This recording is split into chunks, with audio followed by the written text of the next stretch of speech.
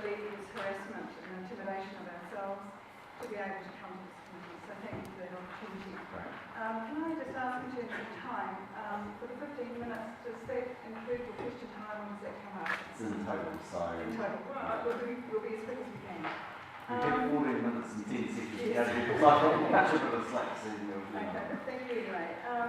Because of the harassment that we've both experienced here and in the UK over many years, we request that the names of the witnesses on the statements we have provided the committee be withheld to check them. We also ask you to respect the names of those documents we've handed out to you just at this moment. As a member of the first Public Advisory Committee on Disarmament and Arms Control, which was charged with looking after the Nuclear Free Act, I argued in 1988 for a parliamentary commissioner to oversee the GCSB.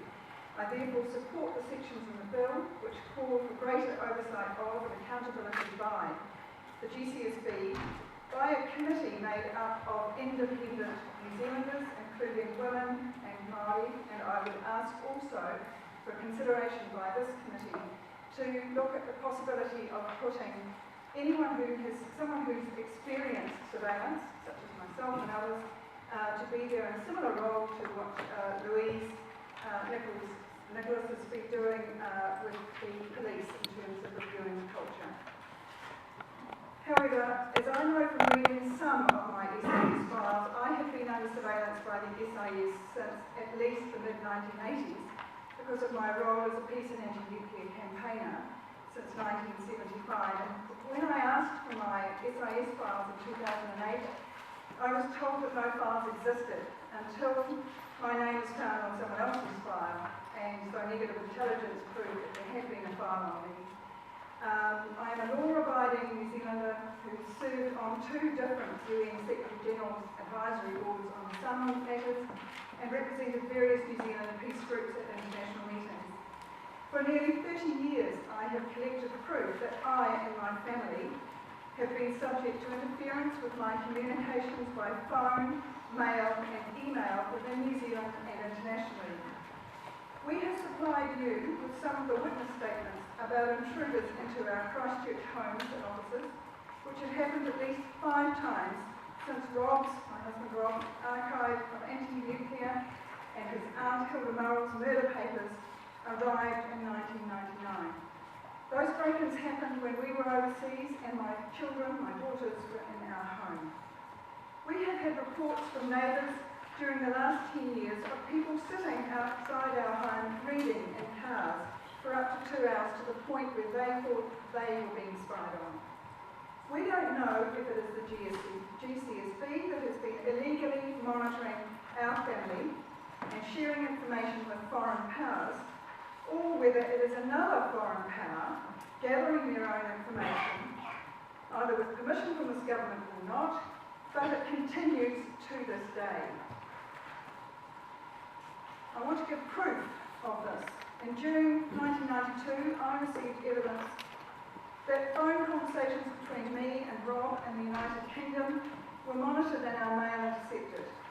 In May, I had phoned him to ask him to send me evidence about safety concerns with UK nuclear-powered submarines, as our government intended to amend our anti-nuclear policy at that time and allow visits by US and nuclear-powered submarines and warships.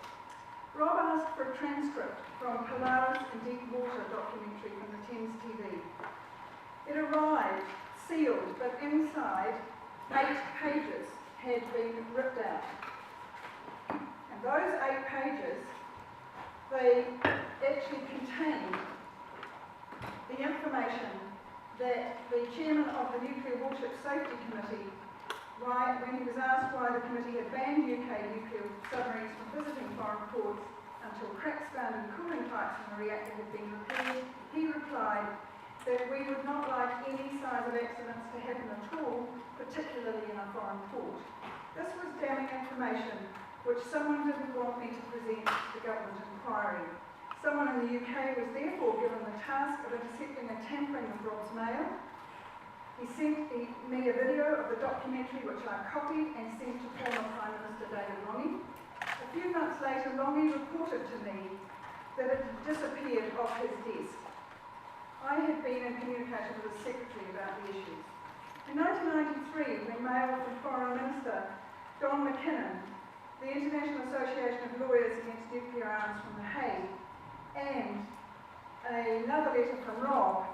There's one from McKinnon, one from The Hague, and one from Rob, arrived torn open like this in my letterbox, including a letter to my daughter with stamps in it.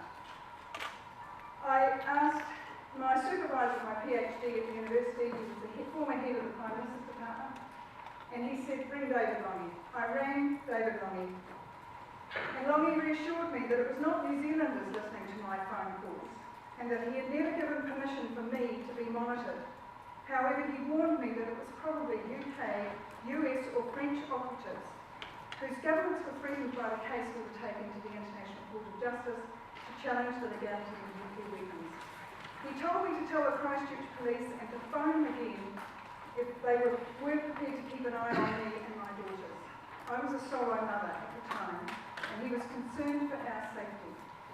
I believe Rob to outline the reasons why we believe our investigation into his aunt's murder 30 years ago is causing us to continue to be monitored both here and in the UK.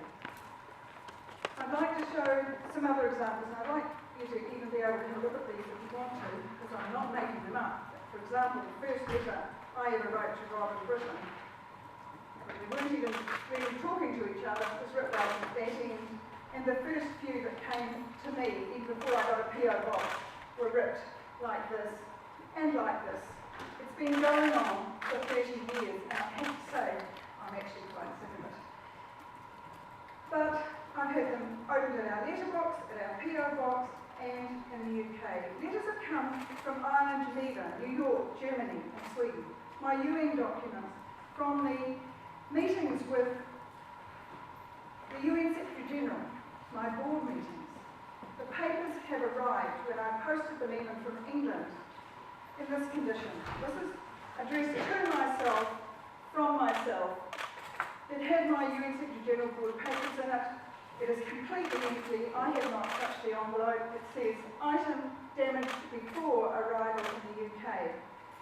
The second one that I posted back from England 3 weeks later arrived even more disturbingly, cut open at the top with this part just sealed over, I hadn't done that, and another envelope to a man in Wellington stuffed inside. I don't know who has the power to do that, but I can tell you, committee members, that my UN Secretary General board papers are extremely boring, and I know that I wasn't being watched for that particular thing. I'm going to take the extra minute, even if Rob doesn't like me to, because I've got proof in the envelope that we have been given, the latest letters, that there was correspondence on email from a university person on page 5. I don't want to say his name in front of other people, but he rang me one day after we had spoken to young leaders at Canterbury University where I used to lecture, and we had been filmed, and they talked to us about what it was. The student said, why are you being intimidated? And we've been recorded. So he emails me to say, I'm going to send you, or in fact I'm going to drop you the USB stick that has got film on it. So he sends it, me emails, and you can read them all, there's 2 pages of them. And at the end of it, he couldn't get to see me, he was too sick. He said, oh, send it to your PO box, please. He sends it to my PO box in Riccarton from the University of Canterbury. It arrives with a slip here and no USB stick in it. I opened it at the top. So somebody is watching my email and our phone to know exactly when something like this is coming. It was the only copy of the film. We also have had correspondence from, very interesting one, this is a very good example. I received an envelope from the IRD to me at our PO box. It arrives with an envelope in it, it's exactly the same address on the front of it, PO box. And the envelope is cut open like that. It's come from a person in Auckland with a $20 donation for our work. And the note says from IRD, enclosed item, enclosed received at IRD in error. I could go on forever, but the last one I'm going to leave you with, believe it or not, is one that I sent just a few weeks ago from England. And because we were being harassed there and building up political support actually for the case against the murder of Rob's aunt, I asked a member of Parliament in Britain to sign the back, and he has, Jeremy Corbyn. But I sent it to a New Zealander, and I'm not going to show the name, it's what I thought was a safe address in Christchurch. It arrives cut at the end here, ripped open, and I've cut it to get my papers out. Again, they were boring UN Secretary General Board meeting notes. It arrives in an envelope like this. The only way anyone would have known I was posting that letter is that they followed us in England. And we are not being paranoid. We're not making this up. I've got 100 of these in our home. I've only showed you a small selection. And I suppose what I want to end with is to ask, if I've had two Prime Ministers, David Ronnie and Helen Clark, have both assured Rob and me that they did not authorise this monitoring of us. They would not authorise the sharing of information about us with GCHQ. Then who is doing it? I would like you to, as this oversight committee, my challenge to you is after 21 years or probably 30 years of this experience with Rob as well, it must be costing our government or the British government a lot of money. I would ask you to ask your colleagues in the Five Eyes to allow us to get on with our lives in privacy and find the true culprits for the murder of Rob Fount. And I'll hand over to Rob. First of all, I wish to congratulate you, Prime Minister, for having the courage to hold these public hearings before this committee on this bill. I am confident that this will be unimaginable in Britain. As indicated in our submission, I held a key post in naval intelligence during the 1982 Falklands War, after which I left the British Navy under redundancy. Following the murder 2 years later of my aunt and mentor, Hilda Murrell, an anti-nuclear energy and weapons campaigner, in 1991 I became one of very few ex-British Navy commanders with nuclear weapon experience to speak out against them. I then met Kate and chaired the British affiliate of the World Court Project, which was a New Zealand citizen-initiated legal challenge to nuclear deterrence at the International Court of Justice, before our marriage in Christchurch and my emigration there a few years later. When the police in the UK began a cold case review in 2002 of my aunt's case, I challenged them to come to Christchurch and hear what I, as my aunt's next of kin, had discovered about her murder. 2 senior detectives did so.